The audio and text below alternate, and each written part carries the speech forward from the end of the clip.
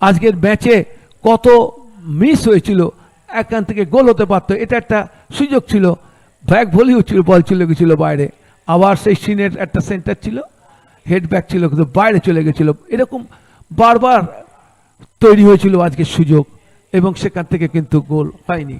এটা একটা corner kick, সেখান থেকে হেড কিন্তু পোস্টে লেগে ফিরে এসেছিল।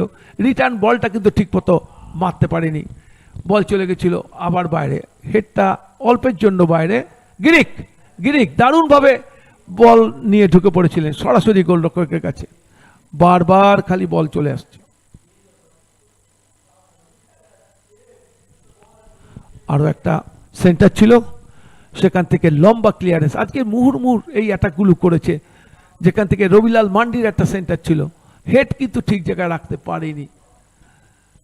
আবার একটা সুযোগ, নরহরি শেষটা প্রথম দিকে ছিলেন, অনেক সুযোগও পেয়েছিলেন কিন্তু কাজের কাজ করতে। এটা মোহিতের শট, ক্রস পিসে লেগে ফিরে এসেছিল। মোহিত মিট্টাল দারুণ শট করেছিলেন। আবার রিটার্ন শট, বল চলে গেছিল বাইরে। জবি জাস্টিন এই গোলটা অনেক আগে তিনি ছাড়তে পারতেন, কিন্তু সুযোগটা হাতছাড়া হয়েছিল। এটা ছিল বিশ্বজিতের শট, বিশ্বজিৎ মুর্মু দূর থেকে শট, এরিয়ান্সের সুযোগ ছিল কিন্তু বল বাইরে। আবার বাঁ পায়ের শট, এটা কিন্তু দারুণ বাজিয়েছিলেন দেবজিৎ ঘোষাল।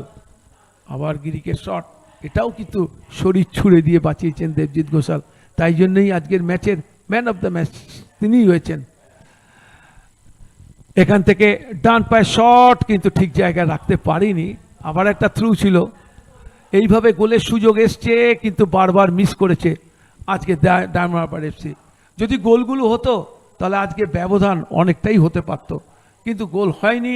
তার কারণে এটা সুস্নাতের একটা প্রয়াস ছিল, সেখান থেকে আবার শট ছিল, ভারী সুন্দর বল, কিন্তু এক্ষেত্রে অফসাইডের ফাঁদে জড়িয়ে পড়েছিলেন সিন।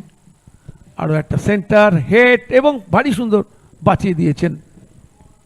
এই ক্ষেত্রে কিন্তু বেরিয়েছে দেবজিৎ, বারবার বেরোচ্ছে, কমিট করছে, আউটিংটা খুব ভালো ছিল, কিন্তু কর্নারগুলো যেন মনে হচ্ছে যেন হাতে একটু ফেভারে চলে যাচ্ছে। যে জায়গায় রাখা উচিত ছিল সেই জায়গায় রাখা হয়নি। এই ভলিটার কথা তখনই খেলার সময় বলছিলাম যে ডিপ করছিল বলটা। এই ক্ষেত্রে এইসব ধরনের ক্ষেত্রে আবার একটা ভলি পেয়েছিল, সেটাও বলটার আউটসাইড স্টেপে লেগে গেল। এখান থেকে যে শটটা মেরেছিল সেটা বারের তলায়, অর্থাৎ খুব ভালো একটা সেই ফলো হবে, কিন্তু এটা চেষ্টা না নিয়ে হেড করলে কিন্তু গোলের জায়গায় থাকতে পারত। আরিয়ানের শট থেকে রিটার্ন শটটা ঠিক জায়গায় রাখতে পারেননি, গোল রক্ষা করে শট কিন্তু চলে গেল গোলের কাছে। এটাও একটা আক্রমণ ছিল, সেখান থেকে গোল।